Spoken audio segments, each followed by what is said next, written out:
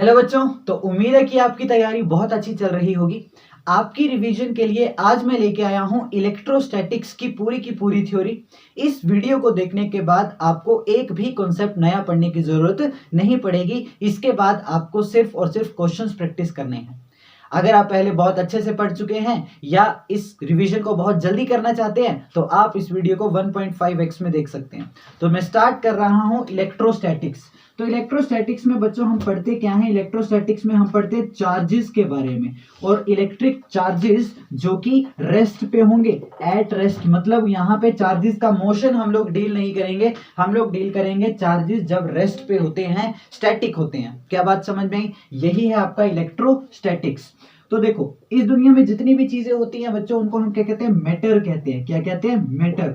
और मैटर के पास होता है मास। मास उसकी सबसे फंडामेंटल क्वांटिटी है। किसी भी चीज के पास अगर मास है तो उसको मैटर बोलते हैं, और हर चीज के पास मास होता है। और हर जो मैटर है वो मिल के बना होता है किससे? एटम्स से। और एटम्स के पास क्या होते हैं? Protons and electrons. ये आपको पता है।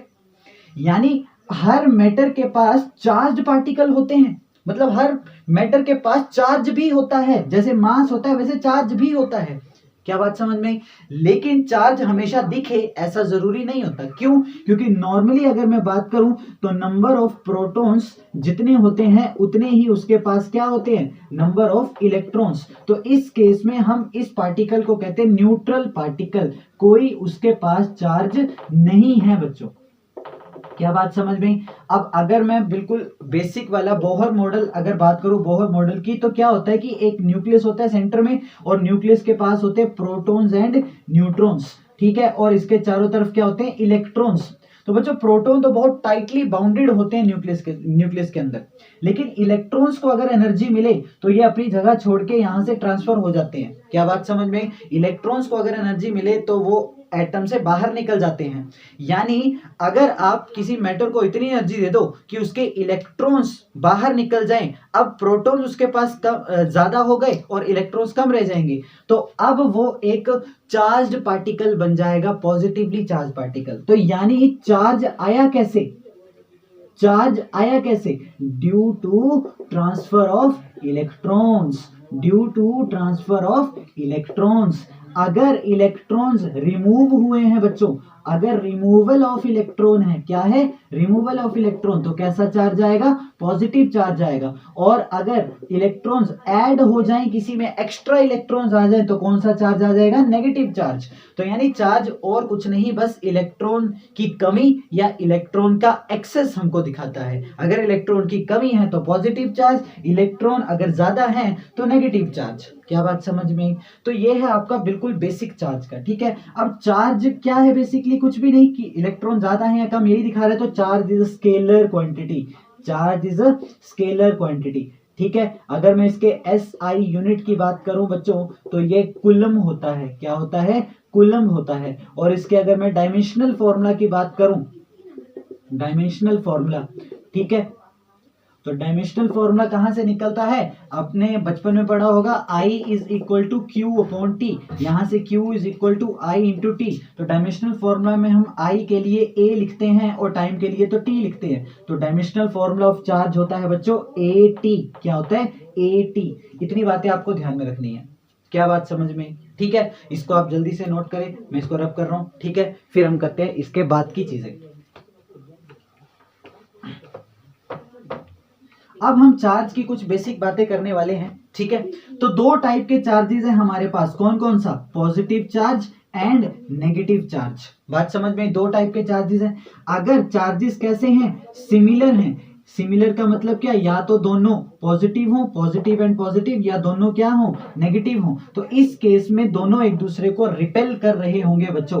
क्या करेंगे? एक दूसरे को रिपेल करेंगे। अगर चार्जेस कैसे हैं? अपोजिट चार्जेस हैं। कैसे चार्जेस हैं? अपोजिट चार्जेस, मतलब एक पॉजिटिव दूसरा नेगेटिव। इस केस में दोनों एक दूसरे को क्या करेंगे बच्चों?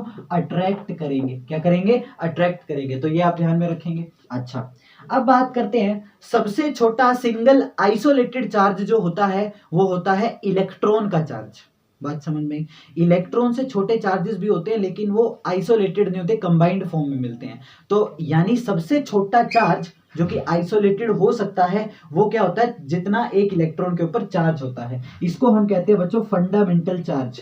क्या कहते हैं? Fundamental charge. तो फंडामेंटल चार्ज हम E लिखते हैं इसको, और इसकी वैल्यू कितनी होती है 1.6 इंटू 10⁻⁻19 कूलम।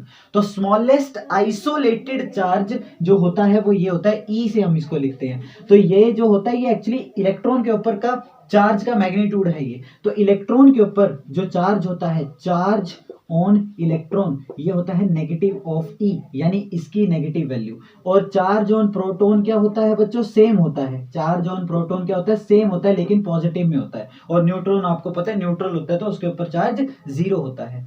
इस बात को हम ध्यान रखेंगे, ठीक है। अब हमने देखा कि चार्ज आता क्यों है। चार्ज आता है ट्रांसफर ऑफ इलेक्ट्रॉन से। एक इलेक्ट्रॉन अगर गया तो कितना चार्ज चला गया उसमें से? इतना चार्ज चला गया, यानी E के बराबर चार्ज उसमें से चला गया।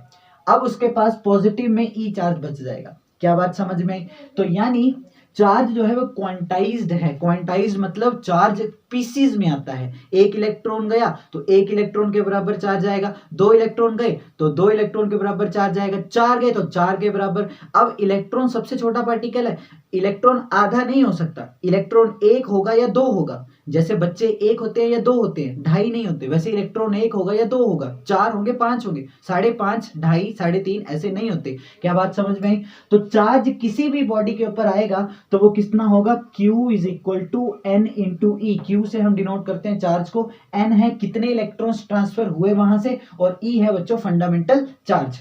इसकी वैल्यू पॉजिटिव भी हो सकती है, नेगेटिव भी हो सकती है, डिपेंड करता है। इलेक्ट्रॉन्स अगर रिमूव हुए हैं तो पॉजिटिव चार्ज आएगा, इलेक्ट्रॉन्स अगर ऐड हुए हैं तो नेगेटिव चार्ज आएगा। क्या इतनी बात समझ में? इसके अलावा अगर किसी प्रोसेस में इलेक्ट्रॉन का ट्रांसफर चल रहा है तो बॉडी के ऊपर चार्ज कम या ज्यादा हो सकता है, लेकिन टोटल चार्ज उस सिस्टम का क्या रहेगा? कांस्टेंट। तो टोटल चार्ज जो होता है, total charge of an isolated system, total charge of an isolated system, ठीक है, इन अ प्रोसेस, ये हमेशा क्या रहता है बच्चों? ये हमेशा कांस्टेंट रहता है। इसको हम कहते हैं कंजर्वेशन ऑफ चार्ज। क्या कहते हैं? Conservation of charge. क्या इतनी बातें समझ में आई आपको? ठीक है। अब इसके बाद मैं बात करता हूं एक और प्रॉपर्टी की जो कि इंपॉर्टेंट है, ठीक है, मैं इसको रब कर रहा हूं। अब आगे देखो, अब अगली इंपॉर्टेंट प्रॉपर्टी क्या है बच्चों? अगर चार्ज रेस्ट पर है, जो कि हम इस चैप्टर में पढ़ेंगे, चार्ज कैसा है? रेस्ट पर है, तो इट प्रोड्यूसेस इलेक्ट्रिक फील्ड। ये क्या प्रोड्यूस करेगा? ये इलेक्ट्रिक फील्ड प्रोड्यूस करेगा, ठीक है। अगर चार्ज मोशन में है बच्चों, चार्ज कैसा है? चार्ज इन मोशन, जो कि हम आगे मैग्नेटिज्म में पढ़ेंगे। चार्ज इन मोशन, तो दो केसेस हो सकते हैं कि चार्ज मोशन में है लेकिन एक्सेलरेशन 0 है। एक्सेलरेशन 0 का मतलब क्या है? कि वो कांस्टेंट वेलोसिटी के साथ मूव कर रहा है। तो क्या होगा? इट प्रोड्यूस, ठीक है, बोथ, ये इलेक्ट्रिक फील्ड भी प्रोड्यूस करेगा एंड मैग्नेटिक फील्ड भी प्रोड्यूस करेगा, लेकिन इसमें से कोई एनर्जी जो है वो रेडिएट नहीं होगी। Does not radiate any energy, ठीक है, does not radiate any energy, does not radiate any energy. ये कब होगा बच्चों? मोशन में है लेकिन कांस्टेंट वेलोसिटी के साथ। लेकिन अगर एक्सेलरेशन 0 नहीं है बच्चों, ठीक है, कुछ एक्सेलरेशन है, यानी वेलोसिटी कैसी है उसकी? Variable velocity. वेरिएबल वेलोसिटी के साथ मूव करेगा तो इलेक्ट्रिक फील्ड भी प्रोड्यूस करेगा, मैग्नेटिक फील्ड भी प्रोड्यूस करेगा, और रेडिएशन ऑफ एनर्जी भी होगी। यहाँ पे रेडिएशन ऑफ एनर्जी, एनर्जी भी ये बाहर क्या करेगा? रेडिएट करेगा। और किस फॉर्म में वो एनर्जी हमको दिखेगी? इलेक्ट्रोमैग्नेटिक वेव्स की फॉर्म में ये एनर्जी को क्या करेगा? रेडिएट करेगा। In the form of electromagnetic waves. ये बातें आप चार्ज के बारे में ध्यान रखेंगे, ठीक है। ये सारी प्रॉपर्टीज आपको चार्ज के बारे में याद रखनी है। यहां से थ्योरी क्वेश्चंस पूछ लिए जाते हैं। क्या बात समझ में आई? ठीक है, तो इसको रब कर रहा हूं, कर दिया। अब हम बात करते हैं कि किसी भी बॉडी को चार्ज करने के क्या क्या तरीके हो सकते हैं। तो बेसिकली अगर किसी बॉडी को अगर आपको चार्ज करना है, ठीक है, तो करना क्या है? उसको एनर्जी देनी है ताकि एनर्जी मिले और इलेक्ट्रॉन्स ट्रांसफर हो जाएं, या तो बाहर निकल आए या किसी दूसरी बॉडी में चले जाएं। क्या बात समझ में आई? तो यहाँ पे 3 तरीके होते हैं बच्चों, charging, charging by rubbing two bodies, bye rubbing two bodies. आप दो बॉडीज को एक दूसरे से रब करो, थर्मल एनर्जी बनेगी, काइनेटिक एनर्जी इंक्रीज होगी किसकी, इलेक्ट्रॉन्स की, और उस थर्मल एनर्जी की वजह से वो इलेक्ट्रॉन्स बाहर आ जाएंगे, और जहां से वो बाहर आएंगे वहां पे पॉजिटिव चार्ज आ जाएगा, और इलेक्ट्रॉन जहां पे चले जाएंगे वहां पे नेगेटिव चार्ज आ जाएगा। तो चार्जिंग बाय रबिंग, इसको हम फ्रिक्शनल इलेक्ट्रिसिटी भी कहते हैं बच्चों, फ्रिक्शनल इलेक्ट्रिसिटी। ठीक है, फ्रिक्शनल इलेक्ट्रिसिटी। हम क्या कर रहे हैं, हम कर रहे हैं methods of charging, methods of charging. क्या इतनी बात समझ में? ठीक है। अब बात करो दूसरा मेथड कौन सा है, charging by conduction, charging by conduction. ठीक है, आप किसी चार्ज्ड बॉडी को, आप किसी चार्ज्ड बॉडी को टच करते हो, ठीक है, with uncharged body, with uncharged body, और अगर उस चार्ज्ड बॉडी में से चार्ज ट्रांसफर होके अनचार्ज्ड बॉडी में चला गया तो इसको हम कहते हैं बच्चों चार्जिंग बाय कंडक्शन। जबकि तीसरा मेथड है हमारे पास charging by induction, charging by induction. यहां पे आपको दो बॉडीज को टच भी नहीं करना है, ठीक है, नो कॉन्टैक्ट, यहां पे कोई भी कॉन्टैक्ट नहीं करवाना दो बॉडीज का। मान लिया आपके पास दो मेटेलिक बॉडीज हैं या दो कंडक्टिंग बॉडीज हैं मान लिया, लेकिन ये कैसी है, ये चार्ज्ड है, और ये कैसी है, ये अनचार्ज्ड है। ठीक है, लेकिन दोनों कंडक्टर होने चाहिए। यहां पे मैं बताता हूं अभी, मान लिया ये पॉजिटिवली चार्ज है, कैसी है, पॉजिटिवली चार्ज।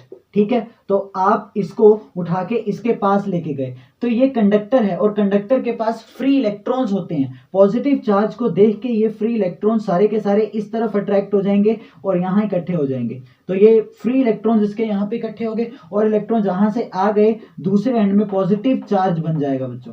क्या बात समझ में? अब अगर आप इस बॉडी को नेगेटिवली चार्ज करना चाहते हैं तो आप इस पॉजिटिव चार्ज को यहां से अर्थ कर दो, तो ये पॉजिटिव चार्ज खत्म हो जाएगा अर्थिंग की वजह से, और ये पूरी बॉडी नेगेटिवली चार्ज्ड बन जाएगी। अगर आपको ये बॉडी को पॉजिटिवली चार्ज करना होता तो आप यहाँ पे नेगेटिवली चार्ज बॉडी लेके आते और यहाँ, लेकिन ये दोनों बॉडीज कैसी होनी चाहिए, कंडक्टिंग होनी चाहिए। कैसी बॉडी होनी चाहिए, कंडक्टिंग होनी चाहिए, तभी ये होगा, क्योंकि कंडक्टर्स में ही फ्री इलेक्ट्रॉन्स होते हैं जो कि यहाँ पे ट्रांसफर हो सकते हैं। बात समझ में?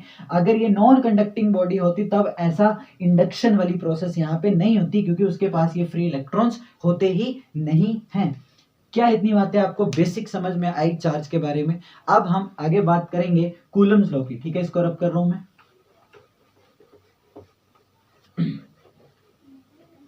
तो अब हम बात करने वाले हैं कूलम्स लॉ। ठीक है, तो कूलम्स लॉ क्या होता है देखते हैं। Coulomb's law, Coulomb's law. तो देखो बच्चों, अभी मैंने आपको बताया कि दो फोर्सेस, दो चार्जेस अगर सिमिलर हैं, मतलब पॉजिटिव पॉजिटिव है तो एक दूसरे को रिपेल करेंगे, या नेगेटिव नेगेटिव है तो एक दूसरे को रिपेल करेंगे, लेकिन एक पॉजिटिव है एक नेगेटिव है तो अट्रैक्ट करेंगे। अब ये जिस फोर्स से होगा कि रिपेल कर रहे हैं तो कितनी फोर्स के साथ कर रहे हैं, अट्रैक्ट कर रहे हैं तो कितनी फोर्स के साथ कर रहे हैं, वो फोर्स किस किस चीज पे डिपेंड करती है। तो उस फोर्स के बारे में हमको बताया किसने, कूलम्स लॉ ने। ये बिल्कुल यूनिवर्सल लॉ ऑफ ग्रेविटेशन की तरह है। ठीक है, मान लिया मेरे पास दो चार्जेस हैं Q1 Q2, ठीक है, और इन दोनों के बीच का डिस्टेंस है मान लिया r। ठीक है, तो इन दोनों के बीच की जो फोर्स होगी बच्चों वो किसके बराबर होगी, K Q1 Q2 अपॉन में r²। अगर आपको याद होगा 11th क्लास में आपने यूनिवर्सल लॉ ऑफ ग्रेविटेशन पढ़ा था कि दो मासेस हैं और दोनों के बीच का डिस्टेंस r है, तो ग्रेविटेशनल फोर्स जो होती है इन दोनों के बीच की वो होती है Gm1 m2 अपॉन में r²। अब इस फोर्स के बारे में आपने ध्यान रखना है। ठीक है, क्या ध्यान रखना है, सबसे पहले ये जो फोर्स एक्ट करती है ये कैसे करती है, along the line joining centres of charges, line joining the centres of charges. क्या बात समझ में, सेंटर्स ऑफ चार्जेस। मान लीजिए ये चार्जेस हैं, इनके सेंटर को ज्वाइन करने वाली ये लाइन है।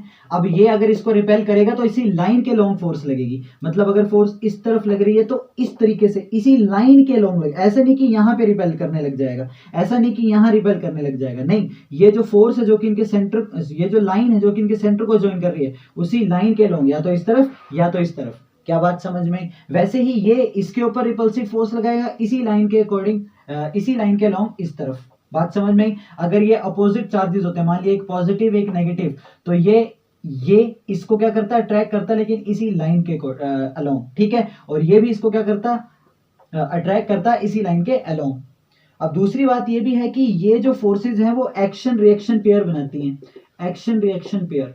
अब एक्शन रिएक्शन पेयर का मतलब क्या होता है बच्चों, कि जितनी फोर्स ये इसके ऊपर लगाएगा उतनी ही फोर्स ये इसके ऊपर भी लगाएगा। Newton's third law of motion, every action has equal and opposite reaction.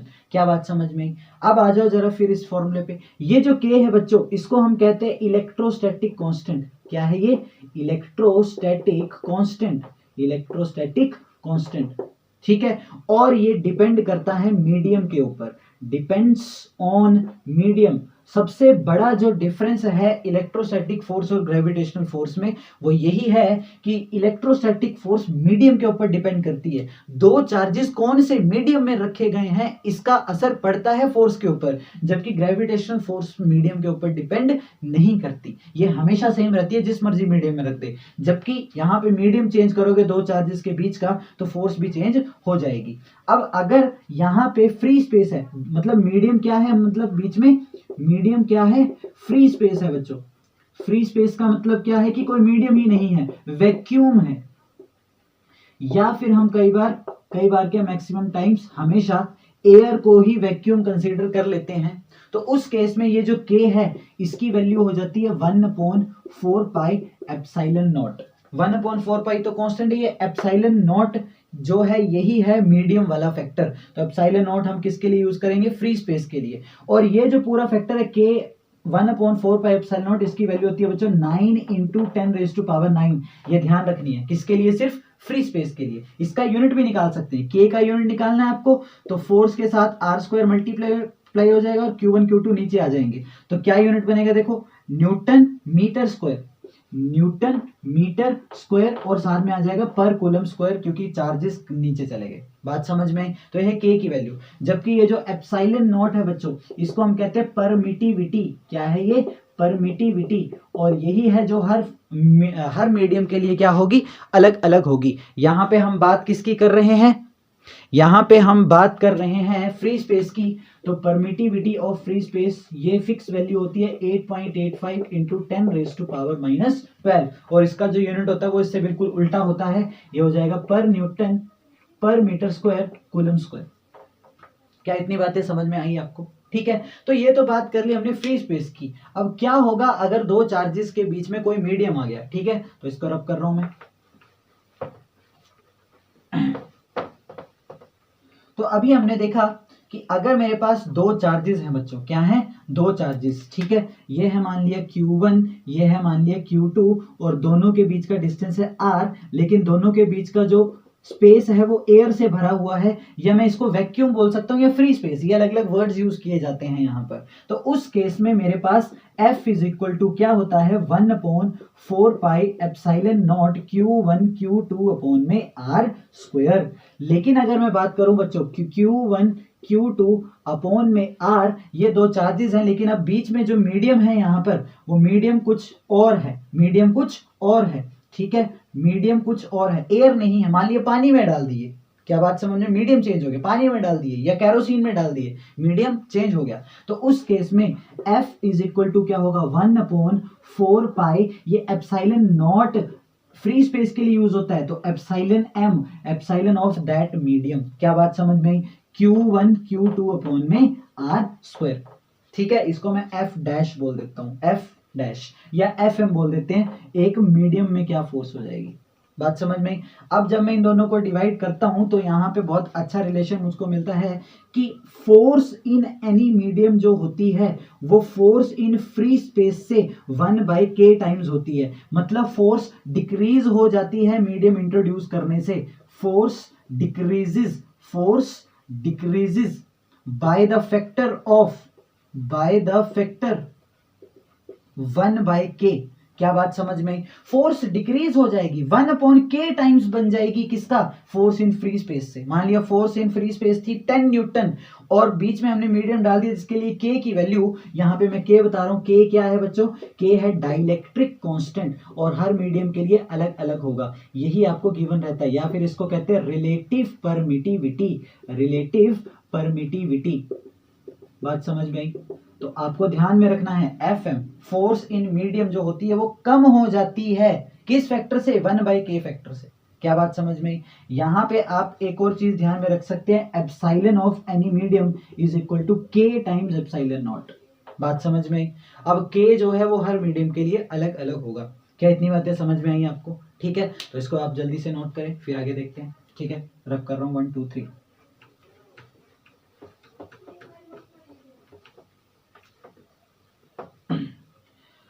अब बात करता हूं कि अगर आपको फोर्सेस मल्टीपल चार्जेस में कैलकुलेट करनी है, ठीक है, मान लिया ये है Q1, ये है Q2, ठीक है, ये है मान लिया पॉजिटिव और ये है मान लिया नेगेटिव, ठीक है, और यहाँ पे एक और चार्ज है Q3, ठीक है। अब आपको क्या करना है, ये 3 चार्जेस है और डिस्टेंस मान लिया R और R है, ठीक है। अब आपको अगर Q3 के ऊपर फोर्स निकालनी है कि बताओ Q3 के ऊपर नेट फोर्स कितनी है, Q3 के ऊपर नेट फोर्स कितनी है, तो Q3 के ऊपर पहले ये देखो फोर्स लगा कौन कौन रहा है, तो ये Q1 वाला लगाएगा माइनस Q2 वाला लगाएगा, यानी 2 फोर्सेस आएंगी किसके ऊपर, Q3 के ऊपर। तो मैं देखूंगा Q1 जो है और ये भी पॉजिटिव है, तो ये तो इसको रिपेल करेगा, तो इसकी फोर्स इसके ऊपर जो होगी वो इस तरफ जाएगी। क्या बात समझ में आई? जबकि ये जो है वो इसको अट्रैक्ट करेगा, तो इसकी फोर्स इस तरफ जाएगी और बीच में एंगल क्या बनेगा, थीटा बनेगा। तो अगर मैं देखूं तो मेरे पास 2 फोर्सेस आ गई, इसको मैं F1 और F2 बोल देता हूं। तो अगर आपको पता है कि 2 वेक्टर्स होते हैं आपके पास A और B और दोनों के बीच का एंगल थीटा है, तो नेट वेक्टर कैसे निकालते हैं हम लोग, जिसको रिजल्टेंट बोलते हैं A² + B² + 2AB cos theta. क्या बात समझ में? तो ऐसे ही अगर आपको ये नेट फोर्स निकालनी है, क्योंकि 2 फोर्सेस है, टोटल फोर्स कितनी होगी, दोनों का रिजल्टेंट, जो कि कुछ इस तरीके से बनेगा F नेट। तो यहाँ पे F नेट किसके बराबर होगा, F1² + F2² + 2F1 F2 cos theta. और F1 और F2 आप कैसे कैलकुलेट करोगे, कूलम्स लॉ लगा के। F1 कैसे कैलकुलेट करोगे, इन दोनों में कूलम्स लॉ लगाओ, और F2 कैसे कैलकुलेट करोगे, इन दोनों में कूलम्स लॉ लगाओ। यानी अगर मल्टीपल फोर्सेस आ जाती हैं तो आपको अगर F नेट निकालना है तो आपको सारी फोर्सेस ऐड तो करनी है, लेकिन वेक्टर सम करना है। क्या करना है, vector sum, F1 + F2 + F3 + F4 + so on। क्या बात समझ में आई आपको? ठीक है, तो ये आपको ध्यान रखना है, इसको हम प्रिंसिपल ऑफ सुपरपोजिशन कहते हैं। नाम में क्या रखा है, जब भी आपकी 2 फोर्सेस सेम डायरेक्शन में हैं तो आप दोनों को क्या कर दो, ऐड कर दो। जब भी आपकी 2 फोर्सेस अपोजिट डायरेक्शन में है तो आप टोटल फोर्स के लिए क्या कर दो, दोनों को सब्ट्रैक्ट कर दो। और जब भी 2 फोर्सेस आपकी कोई एंगल बना रही हैं तो आप कैसे सॉल्व करो, इसको ऐसे सॉल्व करो, इसको कहते हैं वेक्टर सम। क्या बात समझ में आई? तो इतनी बातें आप ध्यान में रखें। इसके बाद हम बहुत इंपॉर्टेंट स्टार्ट करने वाले हैं, इलेक्ट्रिक फील्ड। तो देखो बच्चों, नेक्स्ट है हमारे पास इलेक्ट्रिक फील्ड। क्या है, इलेक्ट्रिक फील्ड। अब इलेक्ट्रिक फील्ड क्या होती है, मैंने आपको स्टार्टिंग में ही बताया था कि कोई भी चार्ज अगर रेस्ट में है तो वो क्या प्रोड्यूस करता है, इलेक्ट्रिक फील्ड प्रोड्यूस करता है, मैग्नेटिक फील्ड नहीं करता। बात समझ में? तो कोई भी चार्ज अगर रेस्ट में है तो अपने चारों तरफ एक इलेक्ट्रिकल रीजन बना देता है बच्चों, इलेक्ट्रिक फील्ड बोलते हैं इसको। क्या बात समझ में? हम इनको इलेक्ट्रिक फील्ड लाइंस की फॉर्म में दिखाते हैं, ठीक है। और इसी इलेक्ट्रिक फील्ड की वजह से ये किसी भी दूसरे चार्ज के ऊपर फोर्स लगाता है। मान लिया यहाँ पे कोई चार्ज रखा है Q0, ठीक है, इसको हम टेस्ट चार्ज कहेंगे बच्चों, टेस्ट चार्ज। क्या है ये, टेस्ट चार्ज। ये पॉजिटिव होता है और बहुत छोटा लिया जाता है मैग्नीट्यूड में, वेरी स्मॉल इन मैग्नीट्यूड, इसको हम टेस्ट चार्ज कहते हैं, ठीक है। तो अगर इसके पास में ये Q0 रखा है तो इसकी इलेक्ट्रिक फील्ड इसके ऊपर फोर्स लगाएगी, और इसी तरीके से हम इसी फोर्स की फॉर्म में इलेक्ट्रिक फील्ड को डिफाइन करते हैं। तो इलेक्ट्रिक फील्ड जो होती है वो क्या होती है बच्चों, force per unit this test charge. Basically किसी भी चार्ज को अगर आप इलेक्ट्रिक फील्ड के अंदर रखेंगे तो उसके ऊपर फोर्स लगेगी, और वो फोर्स किसके बराबर होगी, Q0 × E के बराबर। बात समझ में आई? कोई भी चार्ज Q रखा है, ठीक है, इलेक्ट्रिक फील्ड के अंदर, तो उसके ऊपर Q × E क्या लगेगी, फोर्स लगेगी। ये है Q0 जिसके ऊपर फोर्स लग रही है, ये सोर्स चार्ज नहीं है, ये फोर्स को एक्सपीरियंस करने वाला चार्ज है। बात समझ में? अच्छा, यहाँ पे आप इसका ऐसा यूनिट देख सकते हैं, क्या होता है, न्यूटन पर कूलम। फोर्स का न्यूटन, चार्ज का कूलम। यहाँ से डायमेंशनल फॉर्मूला भी निकल जाएगा आपका। फोर्स के लिए डायमेंशनल फॉर्मूला क्या होता है, MLT - 2, और अपॉन में चार्ज के लिए हमने स्टार्टिंग में डिस्कस किया AT। यहाँ से आप इसका डायमेंशनल फॉर्मूला निकाल सकते हैं। बात समझ में? अब बात करते हैं कि अगर कोई पॉइंट चार्ज है मेरे पास Q, इससे R डिस्टेंस की दूरी पे हमको बताना है कि इसकी इलेक्ट्रिक फील्ड यहाँ पे क्या वैल्यू होगी उसकी, ठीक है। तो वो क्या होता है फॉर्मूला उसका, Q, यहाँ पे ये सोर्स चार्ज है जो कि इलेक्ट्रिक फील्ड प्रोड्यूस कर रहा है, 4 pi epsilon not R square. तो किसी भी चार्ज Q के द्वारा R डिस्टेंस पर इलेक्ट्रिक फील्ड की जो वैल्यू होती है वो होती है Q upon 4 pi epsilon not R square. ये हम ध्यान में रखेंगे। बात रहे तो ये है एक वेक्टर क्वांटिटी। क्या है ये? Vector quantity. डायरेक्शन की अगर मैं बात करूं तो पॉजिटिव चार्ज के द्वारा जो इलेक्ट्रिक फील्ड प्रोड्यूस होती है उसकी डायरेक्शन होती है away from positive charge, away from positive charge. और नेगेटिव चार्ज अगर कोई है तो वो जो इलेक्ट्रिक फील्ड प्रोड्यूस करेगा वो कैसी होगी, towards negative charge, away from positive charge towards negative charge. क्या बात समझ में? ये तो बात होगी पॉइंट चार्ज की बच्चों। अब हम बात करेंगे कुछ बहुत ही स्पेशल केसेस जो कि हैं यूनिफॉर्म चार्ज डिस्ट्रीब्यूशन के केसेस, ठीक है। तो चलो उनके बारे में बात करते हैं, आप इसको जल्दी से नोट करो बच्चों। यहाँ पे बहुत ही ज्यादा इंपॉर्टेंट कुछ यूनिफॉर्म चार्ज डिस्ट्रीब्यूशंस हैं यहाँ पर। क्या हैं? और उनके लिए हमने इलेक्ट्रिक फील्ड लिखी है, uniformly charge distribution, very important, ठीक है। यहाँ से आपसे क्वेश्चंस पूछे जाते हैं, ठीक है, जिसमें से ये बहुत ज्यादा इंपॉर्टेंट है, सबसे ज्यादा इंपॉर्टेंट यही है, एक्चुअली यही सबसे ज्यादा इंपॉर्टेंट है। ये क्या है? Uniformly charge ring. अभी तक हम बात कर रहे थे अगर एक पॉइंट चार्ज है Q, उसकी वजह से जो इलेक्ट्रिक फील्ड होगी वो क्या होगी, Q upon 4 pi epsilon not R square. लेकिन अब आइसोलेटेड चार्ज नहीं है बच्चों, ये एक रिंग है और इसके ऊपर पूरे के ऊपर चार्ज, इसकी लेंथ के ऊपर फैला हुआ है चार्ज। बात समझ में? फैला हुआ चार्ज है, इसी को हम चार्ज डिस्ट्रीब्यूशन कहते हैं, यूनिफॉर्म चार्ज डिस्ट्रीब्यूशन। बात समझ में? इसका रेडियस R है, इसकी एक्सिस x डिस्टेंस दूर A पॉइंट है मान लिया, तो इसकी एक्सिस के ऊपर है ये पॉइंट, ठीक है। तो इस पॉइंट पर x डिस्टेंस दूर होकर सेंटर से है, जो इलेक्ट्रिक फील्ड होगी उसका फॉर्मूला है बच्चों ये आपके सामने। ये इंटीग्रेशन के मेथड से निकलता है, मैं आपको बता देता हूं, ठीक है। आप क्या करते हो, एक छोटा सा चार्ज यहाँ पे कंसीडर करते हो, एलिमेंट कंसीडर करते हो dq मान लिया, छोटा सा चार्ज जिसको पॉइंट चार्ज कंसीडर कर सकते हैं। फिर इसकी वजह से हम यहाँ पे इलेक्ट्रिक फील्ड निकालते हैं, ठीक है। यहाँ पे इलेक्ट्रिक फील्ड, छोटी सी इलेक्ट्रिक फील्ड dE आ जाएगी, ठीक है। और उसको हम इंटीग्रेशन के मेथड से ये वाला फॉर्मूला निकालते हैं, लेकिन वो आपके लिए इंपॉर्टेंट नहीं है अभी रिविजन के लिए, ठीक है। आपको ये फॉर्मूला याद होना चाहिए, Qx upon 4 pi epsilon not R square plus x square power में 3/2 है बच्चों।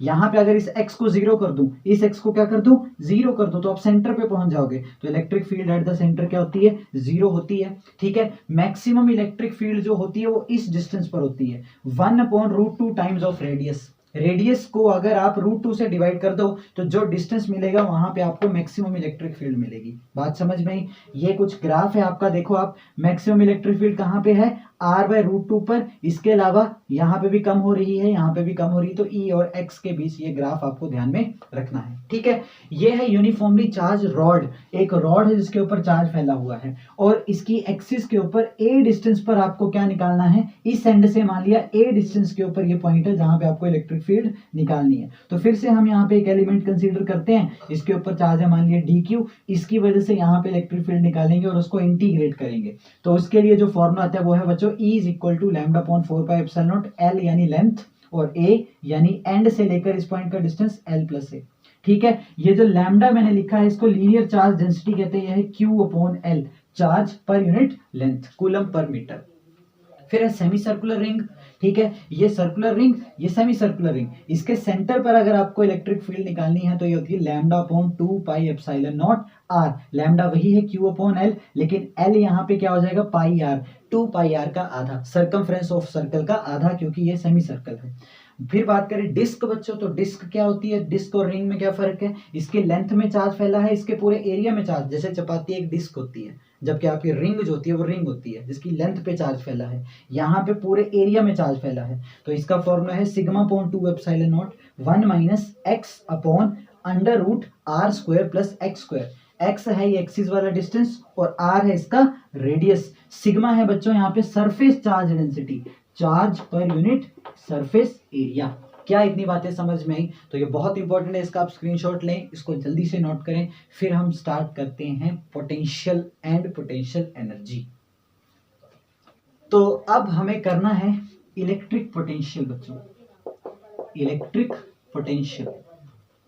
तो इलेक्ट्रिक पोटेंशियल क्या होता है? यह है चार्ज का दम, ठीक है, चार्ज का दम, किसी भी चार्ज दूसरे चार्ज के ऊपर फोर्स लगाने की एबिलिटी। इलेक्ट्रिक फील्ड भी कुछ कुछ वही है, इलेक्ट्रिक फील्ड भी हमको फोर्स से रिलेट करती है, ठीक है, यहाँ पे भी हम फोर्स से ही रिलेट करेंगे, लेकिन फोर्स को हम वर्क के साथ भी यहाँ पे रिलेट करेंगे। चलो देखते हैं, ठीक है। मान लीजिए चार्ज है, अगर यहाँ पे कोई दूसरा चार्ज रखा है, टेस्ट चार्ज मान लिया, या यहाँ पे रखा है, तो आप मुझे ये बता सकते हो कि ये अगर इसको रिपेल करेगा और इसको रिपेल करेगा तो ज्यादा स्ट्रॉन्ग फोर्स कहां पे होगी? यहां पे होगी कि यहां पे होगी? चार्ज का दम कहां पे ज्यादा होगा, यहां पे कि यहां पे? आप देखो जरा, क्यू जो इसके पास है उसके ऊपर ज्यादा स्ट्रॉन्ग फोर्स लगाएगा, और जो इसके दूर है उससे उससे क्या करेगा, उस पर थोड़ी वीक फोर्स लगाएगा। क्या बात समझ में?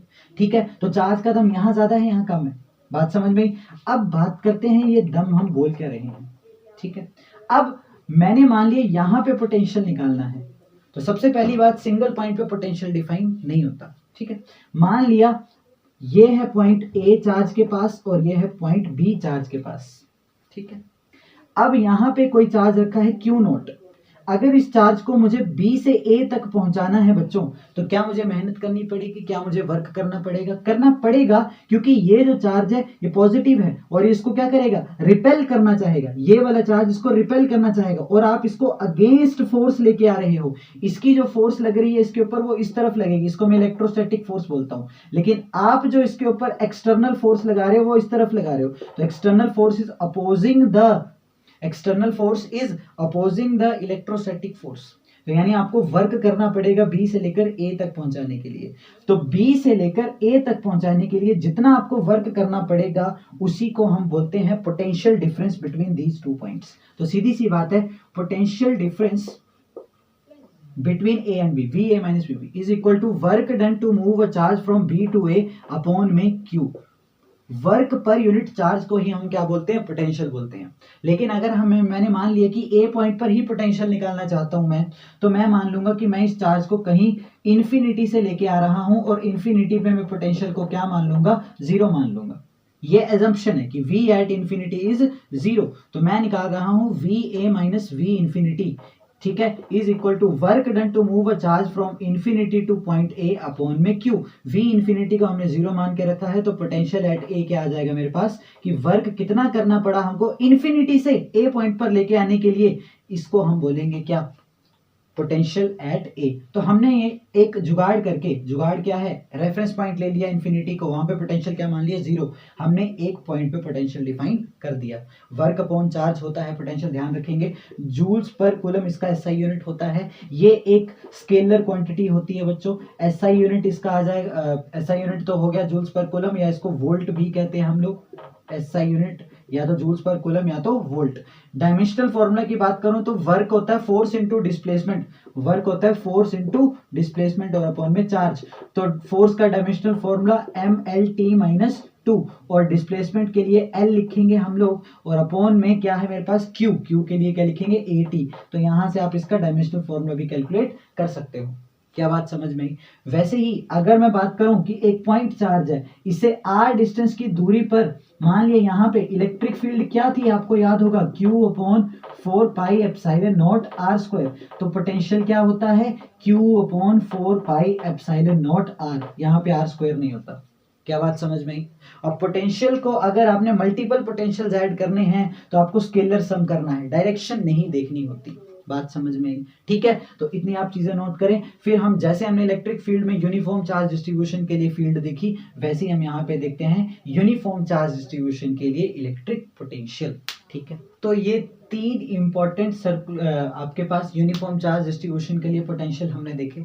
ठीक है, यहाँ पे ये आपके पास सबसे ज्यादा इंपॉर्टेंट है, इन दोनों को आप छोड़ भी दें तो कोई टेंशन लेने की जरूरत नहीं है। ठीक है, तो ये बहुत इंपॉर्टेंट है सर्कुलर रिंग वाला। बात समझ में आई? तो जैसे इलेक्ट्रिक फील्ड देखी थी हमने सर्कुलर रिंग की एक्सिस के ऊपर x डिस्टेंस दूर, वैसे हम पोटेंशियल भी देख सकते हैं, Q upon 4 pi epsilon naught under root r square plus x square. Under root r square plus x square है क्या, इस पॉइंट से सर्कमफ्रेंस तक का डिस्टेंस। बात समझ में आई। सेंटर पे कैसे निकालोगे आप, x को 0 पुट कर दोगे, x अगर 0 हो गया तो आपकी सेंटर पे भी आ जाएगी q/4πε0 r। r क्या है, रेडियस। सेमी सर्कुलर रिंग के लिए λ/4 होती है। यूनिफॉर्म चार्ज डिस्ट्रीब्यूशन के लिए, यूनिफॉर्मली चार्ज रॉड के लिए v λ/4πε0 log a + l/a। तो ये ज्यादा इंपॉर्टेंट नहीं है, नीट के लिए तो ज्यादा बिल्कुल भी इंपॉर्टेंट नहीं है, जेई वाले इसको कंसीडर कर सकते हैं। बात समझ में आई, लेकिन ये आपके लिए ज्यादा इंपॉर्टेंट है, इसको आप जल्दी से नोट करें। फिर हम पोटेंशियल एनर्जी देखते हैं, बात करते हैं बच्चों, ठीक है। जब भी कोई सिस्टम होता है जो कि किसी फोर्स के द्वारा बंधा होता है, क्या है इसका मतलब, मान लिया ये Q1 है चार्ज, ये है Q2 चार्ज, ये एक सिस्टम बना हुआ है, ये एक सिस्टम है दो चार्जेस का जो कि इलेक्ट्रोस्टैटिक फोर्स के द्वारा ऐसे बंधा हुआ है, ऐसे बना हुआ है। बात समझ में आई। तो इस सिस्टम के पास होती है कुछ पोटेंशियल एनर्जी। क्या होती है, पोटेंशियल एनर्जी। जब भी कोई सिस्टम के कोई दो पार्टिकल्स के बीच फोर्स लग रही होती है, फोर्स वो एक दूसरे के साथ इंटरेक्ट कर रहे होते हैं, जैसे ये मेरे हाथ दो एक दूसरे के साथ इंटरेक्ट कर रहे हैं मान लिया, ठीक है। या आप देख लो कि जो आपके पार्टिकल्स होते हैं, मॉलिक्यूल्स होते हैं, वो एक दूसरे के ऊपर इंटरमॉलिक्यूलर फोर्सेस लगा रहे होते हैं, तो उनकी भी कुछ पोटेंशियल एनर्जी होती है। तो जब भी कोई दो सिस्टम किसी फोर्स से इंटरेक्ट करते हैं तो उसकी कुछ पोटेंशियल एनर्जी होती है। बात यह कि यहाँ पे भी हम एब्सोल्यूट पोटेंशियल एनर्जी नहीं निकाल सकते, तो यहाँ पे भी हम चेंज इन पोटेंशियल एनर्जी निकालते हैं। कि मान लीजिए ये सिस्टम है, इसके पास कुछ पोटेंशियल एनर्जी है, इसको मैं बोल देता हूँ इसके पास कुछ पोटेंशियल एनर्जी है U इनिशियल, ठीक है। अब मैंने क्या किया, इनको पास लेके आ गया, इन चार्जेस को मैंने वर्क किया और पास लेके आया, और इन चार्जेस को मैं बिल्कुल पास लेके आ गया, मान लिया r' डिस्टेंस तक लेके आ गया। तो अब इस सिस्टम की पोटेंशियल एनर्जी कुछ और हो जाएगी, इस पोटेंशियल एनर्जी कुछ और हो जाएगी। तो ये जो इस सिस्टम को यहां से यहां चेंज करने के लिए मैंने वर्क किया, वो वर्क किसके बराबर हुआ, चेंज इन पोटेंशियल एनर्जी। तो क्या है बच्चों, चेंज इन पोटेंशियल एनर्जी होता है work done by external agent, work done by external agent. या इसको डिफाइन करने का एक और तरीका होता है, work change in potential energy is equal to negative of work done by electrostatic force. क्या बात समझ में आई। तो यहाँ पे मैं बोल सकता हूँ U final minus U initial is equal to work done by external agent. सीधी सी बात, जो भी वर्क यहाँ पे हुआ वो किसके बराबर होगा, चेंज इन पोटेंशियल एनर्जी के। यहाँ पे आपसे क्वेश्चन पूछे जाते हैं कि बताओ कि कितना वर्क करना पड़ा कोई भी चीज करने के लिए, तो आपको निकालना क्या है, basically change in potential energy. अब मैं बात करता हूँ कि अगर आपके पास दो चार्जेस हैं जिनके बीच का डिस्टेंस है r, तो इनकी जो पोटेंशियल एनर्जी होती है वो क्या होती है, Q1 × Q2 अपॉन में 4πε0 r। बात समझ में। अगर आपके पास सिस्टम है तीन चार्जेस का, मान लिया एक चार्ज है Q1, एक चार्ज है Q2, एक चार्ज है Q3, इसके बीच का डिस्टेंस मान लिया R1, इसके बीच का डिस्टेंस मान लिया R2 और इसके बीच का डिस्टेंस मान लिया R3। अब इसकी पोटेंशियल एनर्जी अगर आपको निकालनी है तो आपको क्या करना है, सारी पोटेंशियल एनर्जीज क्या कर देनी है, ऐड कर देनी है दो सिस्टम की, ठीक है। तो देखो एक ये सिस्टम, एक ये सिस्टम, एक ये सिस्टम, तो आपको क्या करना है, देखो टोटल एनर्जी किसके बराबर होगी, Q1 × Q3 upon 4πε0 R1 plus Q3 × Q2 अपॉन 4πε0 R3। बात समझ में। प्लस Q1 × Q2 अपॉन 4πε0 R2। क्या बात समझ में आई। बेसिकली ये फॉर्मूला आपको ये 3 बार लगा देना है।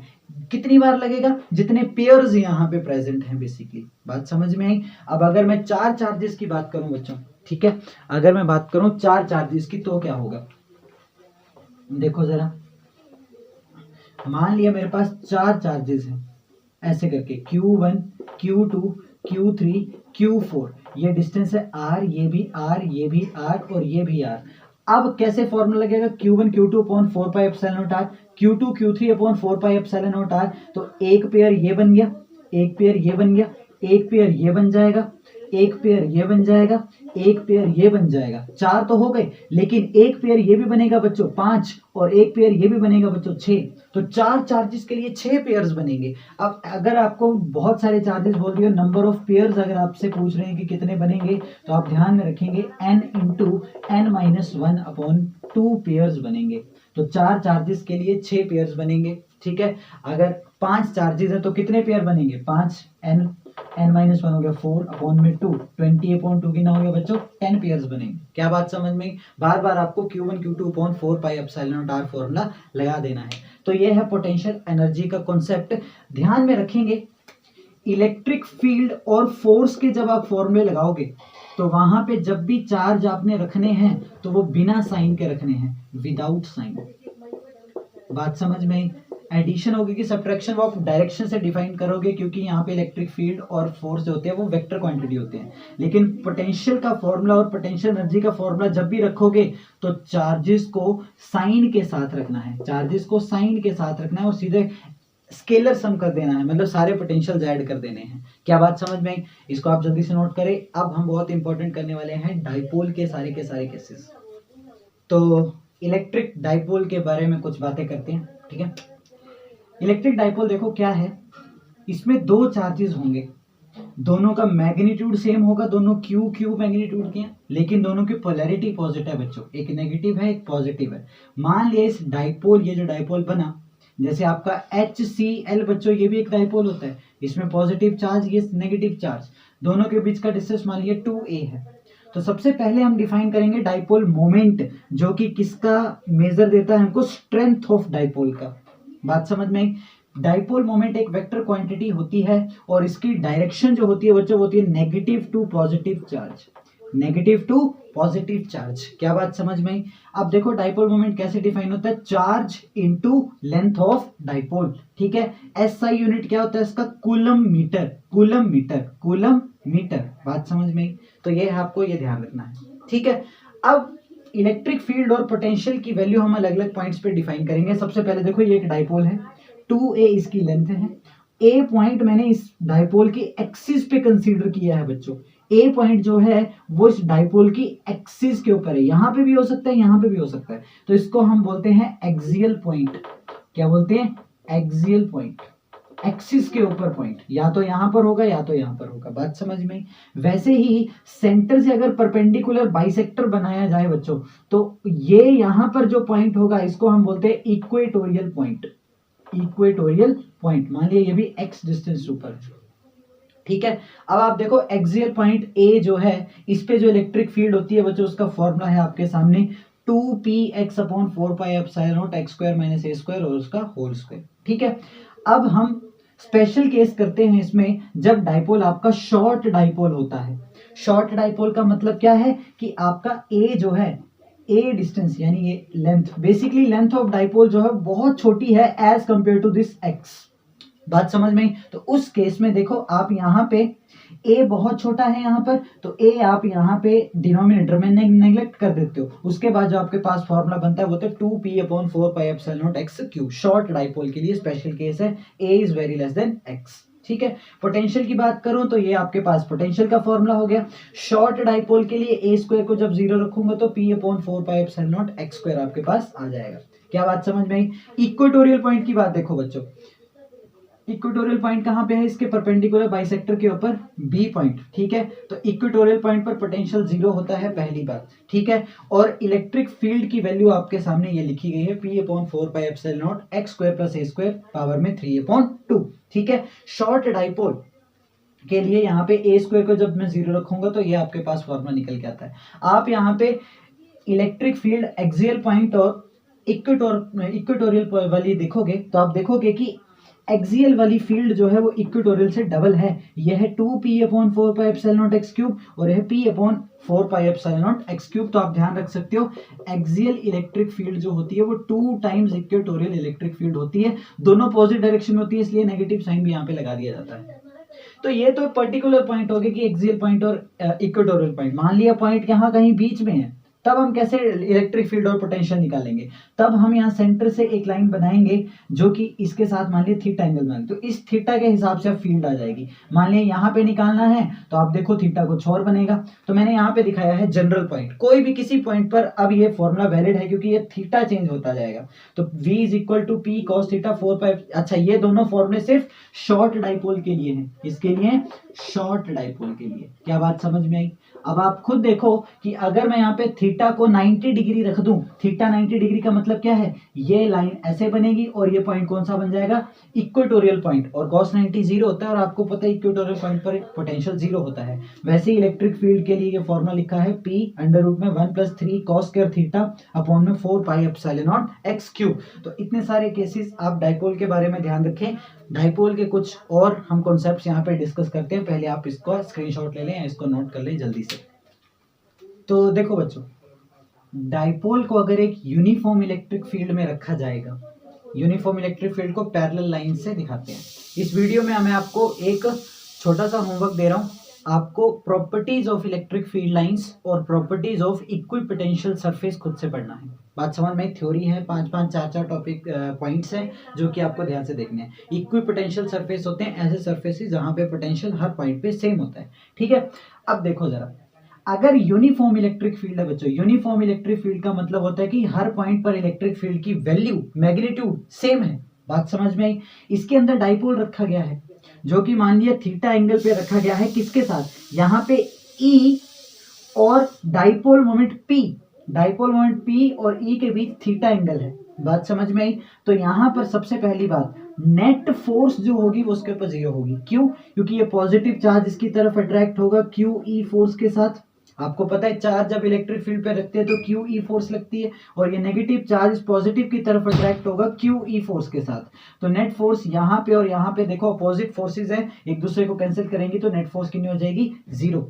टॉर्क एक्ट करेगी, लेकिन यहाँ पर ये डाइपोल आगे और पीछे तो मूव नहीं करेगा, लीनियर मोशन नहीं होगा यहाँ पर रोटेशनल मोशन होगा। टॉर्क एक्ट करेगी और वो टॉर्क किसके बराबर होगी? P cross E, dipole moment और इलेक्ट्रिक फील्ड का क्रॉस प्रोडक्ट, जिसको हम PE sin थीटा लिख सकते हैं। थीटा क्या है यहाँ पर? P और E, डाइपोल मोमेंट और इलेक्ट्रिक फील्ड के बीच का एंगल। क्या बात समझ में? अगर ये थीटा 0 हो या 180 हो तो आप देखो दोनों केसेस में आपका टाउ 0 हो जाएगा, मतलब ये दोनों इक्विलिब्रियम की कंडीशंस है, मतलब कोई भी टॉर्क एक्ट नहीं करेगी, फोर्स पहले ही एक्ट नहीं कर रही थी यहाँ पर, ठीक है।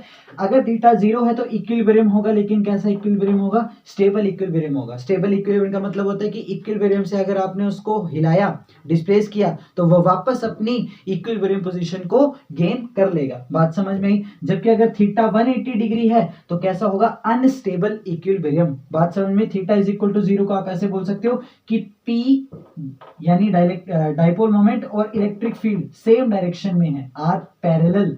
कैसे हैं दोनों? सेम डायरेक्शन में। जबकि यहाँ पे P अगर इस तरफ है तो E उससे अपोजिट डायरेक्शन में, एंटी पैरेलल है। क्या बात समझ में आई? आपको पता है डाइपोल मोमेंट की डायरेक्शन मैंने बताया नेगेटिव से पॉजिटिव की तरफ होती है, जबकि इलेक्ट्रिक फील्ड की डायरेक्शन बच्चों पॉजिटिव से नेगेटिव की तरफ होती है, पॉजिटिव से नेगेटिव की तरफ होती है। इतनी बातें आपको ध्यान में रखनी है। अच्छा, अगर ये इलेक्ट्रिक फील्ड यूनिफॉर्म नहीं है बच्चों तो उस केस में फोर्स भी एक्ट करेगी और टॉर्क भी एक्ट करेंगे, दोनों एक्ट करेंगे। बात समझ में आई? अच्छा, work done to rotate dipole from theta 1 to theta 2। मान लिया ये डाइपोल किसी एंगल थीटा 1 पे रखा गया है और यहाँ पे है एंगल थीटा 2, इसको रोटेट करना है थीटा 1 से थीटा 2, तो जो वर्क करना पड़ेगा वो किसके बराबर होगा? PE cos theta 1 minus cos theta 2। Theta 1 है इनिशियल एंगल, थीटा 2 है फाइनल एंगल, ठीक है। इस फॉर्मूले को हम और ज्यादा अच्छा बना देते हैं, थीटा 1 को 90 डिग्री एज्यूम करके कि मान लिया पहले अगर इनिशियल एंगल 90 डिग्री है और फाइनल थीटा है तो उस केस में आपका वर्क जो वो माइनस PE cos थीटा हो जाएगा और ये वर्क ही उसके अंदर पोटेंशियल एनर्जी की फॉर्म में स्टोर हो जाएगा। तो यही है आपका work done minus PE cos theta और यही है आपका potential energy stored in a dipole. क्या बात समझ में आई? ठीक है, तो इसको आप जल्दी से नोट करें, फिर हम स्टार्ट करते हैं आगे की बात। अब हम बात करते हैं इलेक्ट्रिक फ्लक्स की बच्चों। इलेक्ट्रिक फ्लक्स, ठीक है। फाई से इसको हम डिनोट करेंगे। और ये किसके बराबर, ये होता क्या है फ्लक्स, अगर मैं इसकी डेफिनेशन बताऊं तो क्या है, number of electric field lines passing through a surface. ठीक है, किसी भी सरफेस में से कितनी इलेक्ट्रिक फील्ड लाइंस पास कर रही हैं, जितनी ज्यादा इलेक्ट्रिक फील्ड लाइंस पास करेंगी उतना वो सरफेस इलेक्ट्रीफाइड हो जाएगा। ठीक है, passing through a surface is called electric flux. Phi से इसको डिनोट करेंगे। मैथमेटिकली ये क्या होता है, E dot A area vector और इलेक्ट्रिक फील्ड वेक्टर का डॉट प्रोडक्ट होता है ये।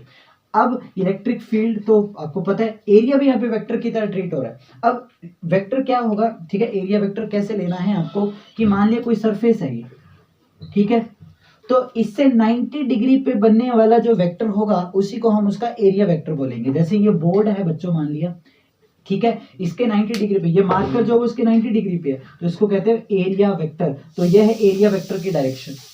अब अगर सरफेस प्लेन है, ऐसा प्लेन सरफेस है, तब तो आप ऐसे भी ले सकते हो एरिया वेक्टर, और इससे पीछे वाले सरफेस से भी ले सकते हो अकॉर्डिंग टू नीड। लेकिन अगर क्लोज्ड सरफेस है बच्चों कोई, कि मान लिया क्यूब है या स्फीयर है, तो हमेशा एरिया वेक्टर जो है वो कैसा लेना, सरफेस से परपेंडिकुलर तो होगा लेकिन आउटवर्ड लेना है। कैसे लेना, बाहर निकलता हुआ। क्या बात समझ में आई? ठीक है, वैसे ही अगर आपको यहाँ पे देखना है स्फीयर के लिए, तो स्फीयर के लिए एरिया वेक्टर जो होता है वो कैसा होता है, रेडियली आउटवर्ड होता है। बात समझ में आई? अब ये डॉट प्रोडक्ट है ई और ए का, ठीक है, ई ए कॉस थीटा, ई ए कॉस थीटा। बात समझ में आई? अब इलेक्ट्रिक फ्लक्स एक स्केलर क्वांटिटी होती है, पहली बात क्या होती है, स्केलर क्वांटिटी होती है। ठीक है, इसका ऐसा यूनिट आप लिख सकते हो। ठीक है, इलेक्ट्रिक फील्ड का क्या होता है, न्यूटन पर कूलम, और साथ में क्या है आपका मीटर स्क्वायर। तो ये क्या बन जाएगा, न्यूटन मीटर स्क्वायर पर कूलम। ठीक है, पर कूलम। तो ये तो ऐसा यूनिट हो गया। इसका डायमेंशनल फॉर्मूला भी आप लिख सकते हो। यहाँ पे इलेक्ट्रिक फील्ड का डायमेंशनल फॉर्मूला लिखो, एरिया का लिख दो एल स्क्वायर, तो यहाँ से आपका इसका डायमेंशनल फॉर्मूला भी आ जाएगा। अब फ्लक्स की ही एक और बात होती है, कहाँ, गॉस लॉ में। बच्चों गॉस लॉ भी हमको फ्लक्स की वैल्यू देता है। गॉस लॉ क्या कहता है कि किसी भी 3D सरफेस, कोई क्लोज्ड सरफेस है 3D सरफेस, उसके बाहर निकलने वाली जो फ्लक्स होती है वो डिपेंड करती है इसके अंदर चार्ज कितना है। बात समझ में? तो phi is equal to Q inside upon में एप्सिलॉन नॉट होता है बच्चों। Q inside upon epsilon naught, इस सरफेस के अंदर कितना चार्ज एनक्लोज्ड है। इस फ्लक्स को शेप और साइज से कोई फर्क नहीं पड़ता, independent of shape and size, independent of shape and size. क्या बात समझ में आई? Independent of shape and size सिर्फ किस पे डिपेंड करता है, डिपेंड्स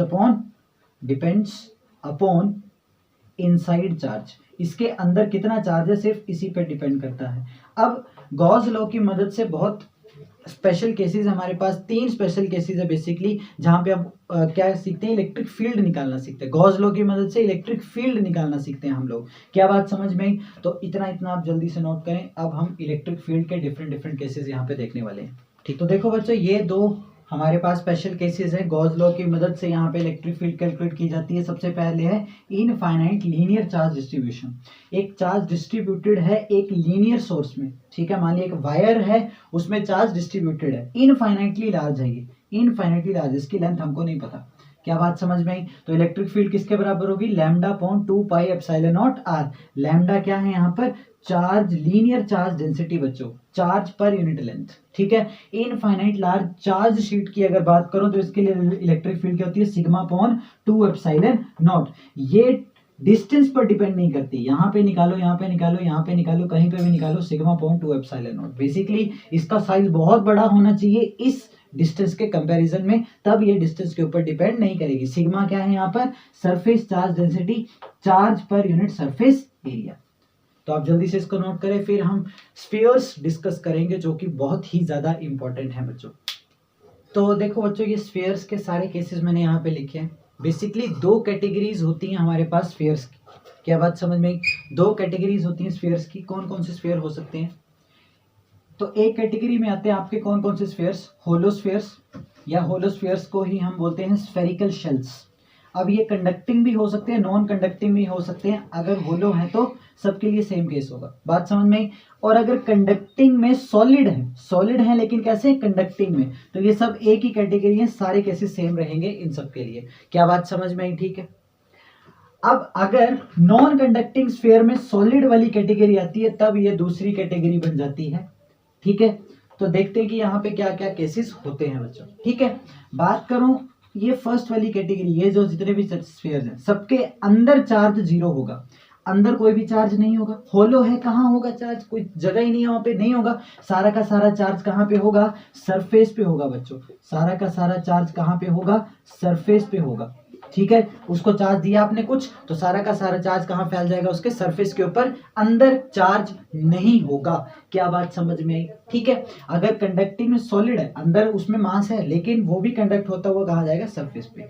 इसलिए electric field inside zero, on the surface, outside the surface. अब देखो फॉर्मूला सेम ही है, बस ये आर जो वो चेंज कर देना है आपको। आर हमेशा आपको सेंटर से लेना है बच्चों डिस्टेंस। तो ऑन द सरफेस जब लोगे तो सेंटर से लेकर ऑन द सरफेस का डिस्टेंस रेडियस ही होता है, तो रेडियस आ गया।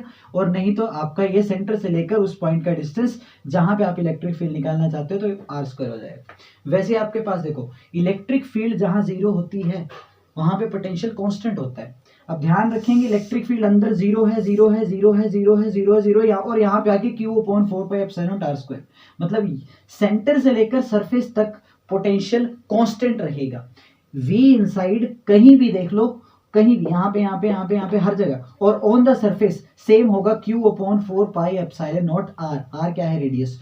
और आउटसाइडर के लिए फॉर्मूला सेम ही है, बस r आ जाएगा आपका सेंटर से लेकर उस पॉइंट का डिस्टेंस जहां पे आपको पोटेंशियल निकालना है।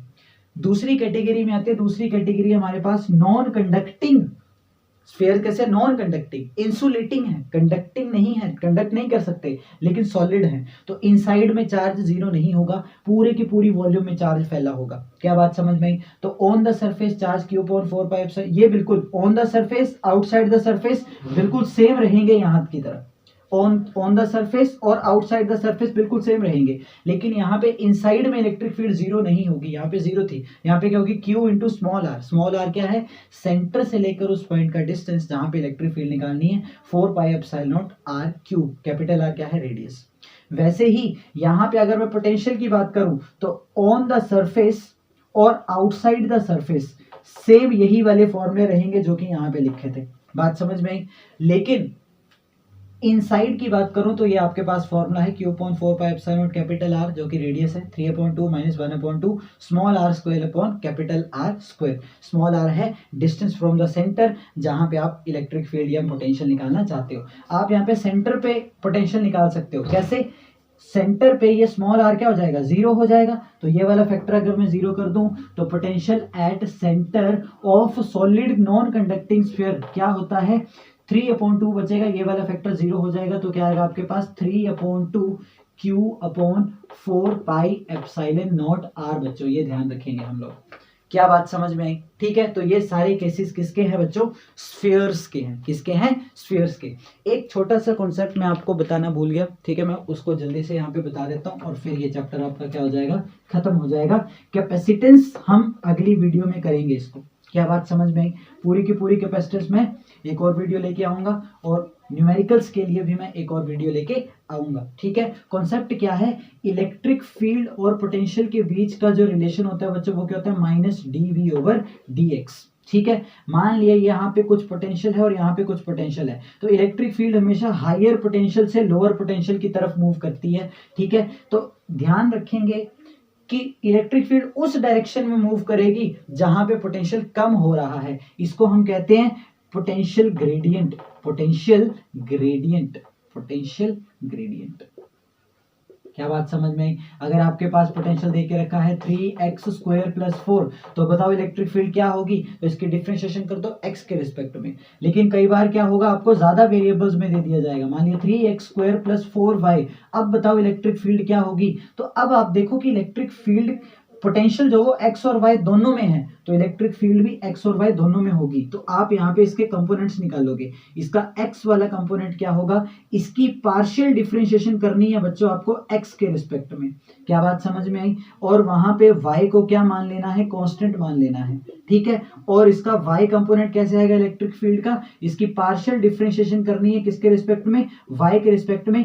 एक्स को क्या मान लेना है, कांस्टेंट। अगर यहाँ पे जेड कंपोनेंट भी होता, मान लिया 3z भी है, तो आपका इलेक्ट्रिक फील्ड का जेड कंपोनेंट क्या आएगा, partial differentiation of potential with respect to Z. और यहाँ पे एक्स को क्या मान लेंगे, सॉरी, अब आप देखो कि अगर z भी है आपका, तो यहाँ पे x के साथ करोगे तो y और z दोनों कांस्टेंट हो जाएंगे आपके, ठीक है। y के साथ करोगे तो x और z दोनों कांस्टेंट हो जाएंगे, ठीक है। और अगर z के साथ करोगे तो y और x दोनों क्या हो जाएंगे, कांस्टेंट हो जाएंगे। जैसे ये तीनों कंपोनेंट्स आए तो इलेक्ट्रिक फील्ड अब किसके बराबर हो जाएगी, ई एक्स आई कैप, ये आ गया इसका x कंपोनेंट, ई वाई जे कैप ये y कंपोनेंट, ई जेड के कैप ये आ गया इसका k कंपोनेंट। क्या बात समझ में आई बच्चों? ठीक है, तो ये था आपका इलेक्ट्रोस्टैटिक्स मेरी तरफ से, ठीक है।